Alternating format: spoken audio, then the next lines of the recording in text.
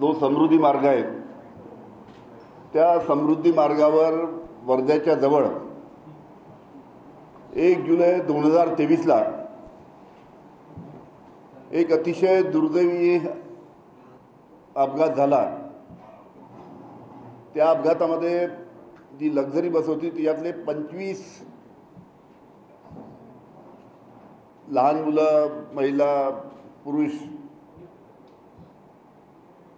असे संपूर्ण बसला आग लागली आणि त्या आगीमध्ये होरपळून मृत्युमुखी पडलेत।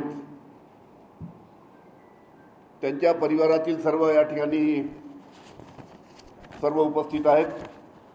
त्याचबरोबर चंद्रशेखरजी मडावी जे या आंदोलनाचे संयोजक होते ते सुद्धा इथे उपस्थित आहेत। अविनाशजी काकडे हे सुद्धा या आंदोलनामध्ये सहभागी होते। वर्ध्याचे खासदार अमर काळे हे सुद्धा या आंदोलनामध्ये सहभागी होते। मुद्दा असा आहे की 1 जुलै 2023 ला हा अपघात झाला। 15 महिने झाले अपघाताला आणि हा अपघात झाल्यानंतर स्वतः देवेंद्र फडणवीस यांनी स्वतः जाहीर केलं, एकनाथ शिंदेनी जाहीर केलं। देवेंद्र फडणवीसनी कॅमेरा समोरून आपल्या सर्वांना त्याचं बाईट दिला आणि त्याच्यामध्ये देवेंद्र फडणवीस यांनी सांगितलं की या अपघातामध्ये जे मृत्युमुखी पावलेत त्यांच्या प्रत्येक परिवाराला राज्य शासनाच्या माध्यमातून 25 लाख रुपये देऊ अशा पद्धतीची आपल्या समोर येऊन त्यांनी घोषणा केली वर्ध्याला।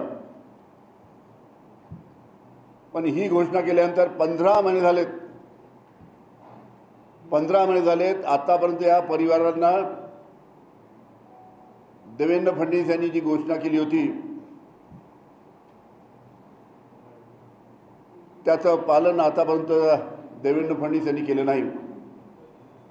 जेव्हा मुंबईला हिवाळी अधिवेशन होतं त्या अधिवेशनामध्ये मी हा स्वतः मुद्दा अधिवेशनामध्ये उपस्थित केला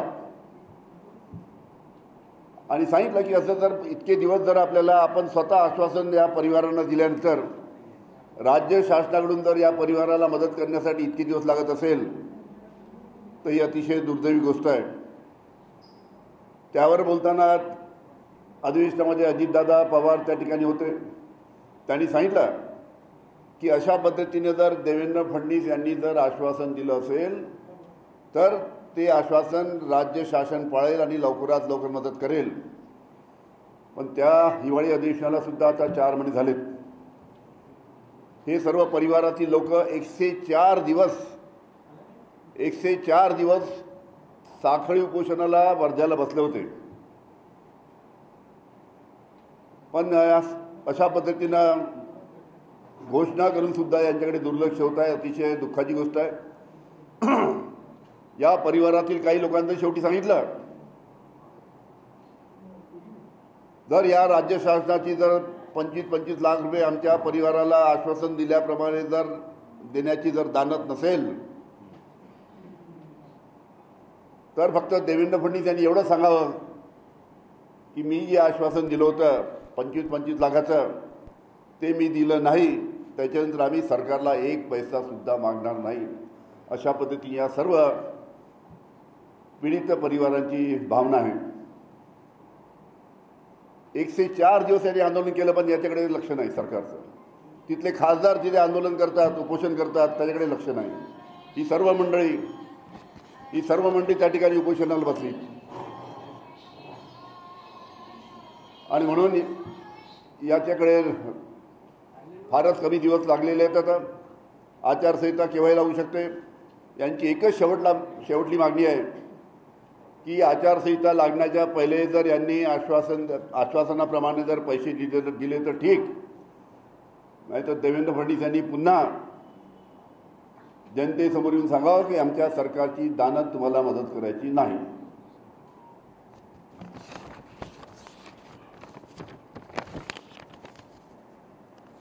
याच्यानंतर चंद्रशेखर मडावी यांना काही सांगायचं असेल सांगतील।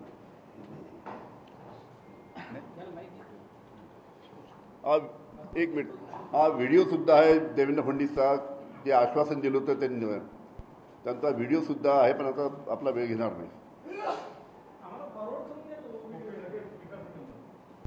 वाचून दाखवू का? फॉरवर्ड करून फॉरवर्ड करू. म्हणजे मी सांगतो की एकनाथजी शिंदेने तर मंत्रालयात सांगितलं, पण यांनी आपल्या समोर येऊन सांगितलं. मी व्हिडिओ आपल्या सर्वांना फॉरवर्ड करतो.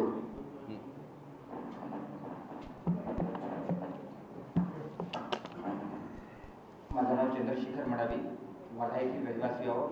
वर्धेमध्ये 14 लोक अशी आहेत की जे या समृद्धी महामार्गावर झालेल्या अपघातामध्ये मृत पावले.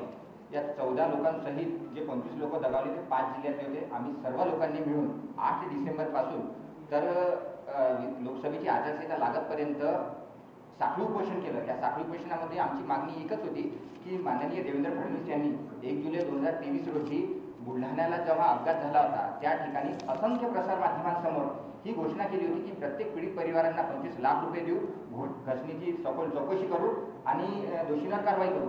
परंतु या 3 पैकी एकही गोष्ट न झाल्यामुळं आम्ही या गोष्टीचा पाठपुरावा म्हणून कुठेतरी साखळी उपोषणाच्या माध्यमातून शासनाला जाब विचारला.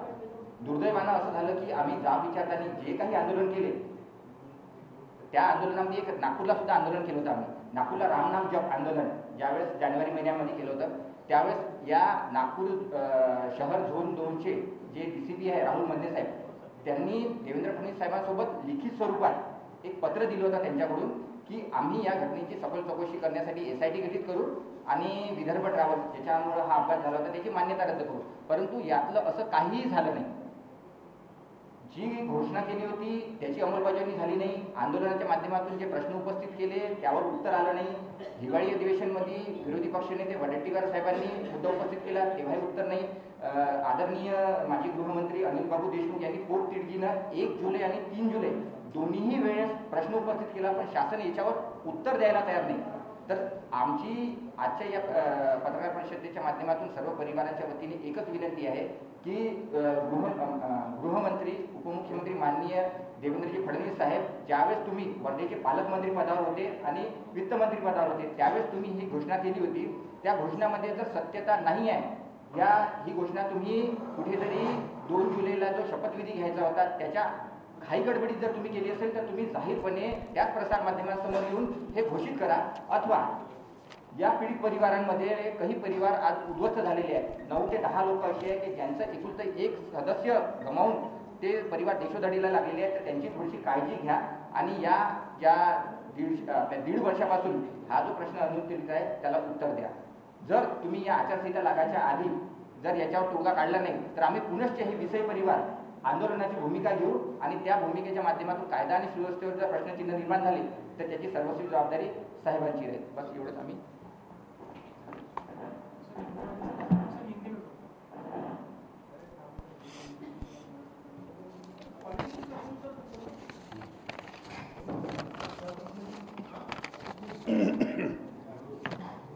पंद्रह महीने पहले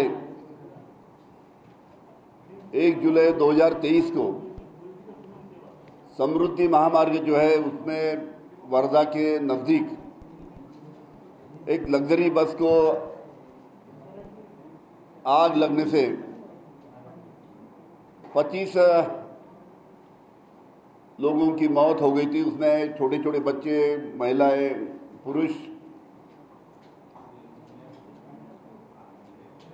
ये वाकया होने के बाद में, ये एक्सीडेंट होने के बाद में महाराष्ट्र के उप मुख्यमंत्री देवेंद्र फडणवीस साहब ने खुद प्रेस कॉन्फ्रेंस लेके घोषणा की थी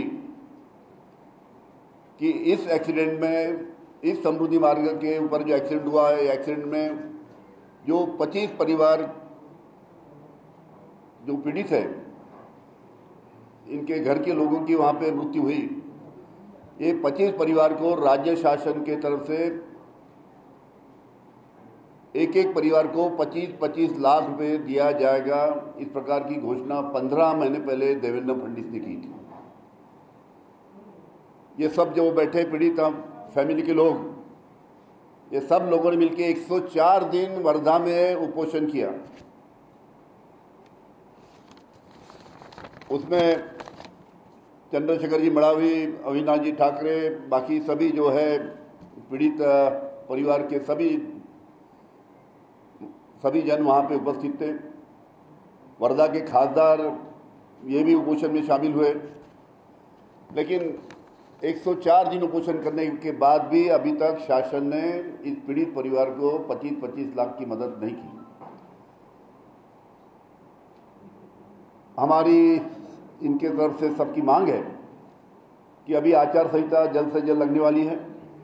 आचार संहिता के पहले राज्य शासन ने इस पीड़ित परिवार को जो आश्वासन दिया था उसके हिसाब से मदद करना चाहिए।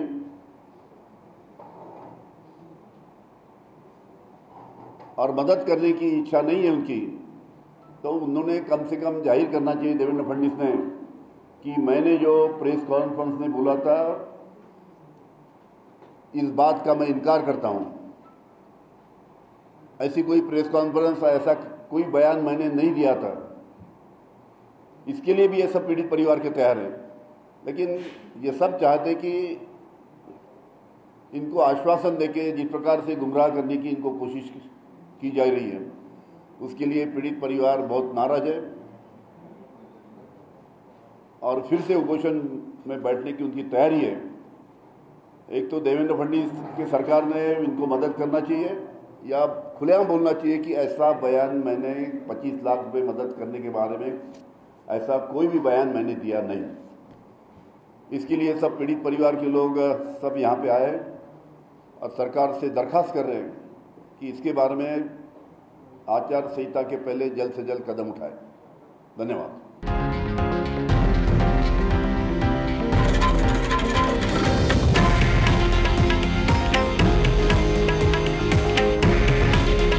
हे आहे देशातील नंबर 1 न्यूज नेटवर्क आणि आपण पाहत आहात TV9 मराठी। काळजी तुमची, हित महाराष्ट्राचं।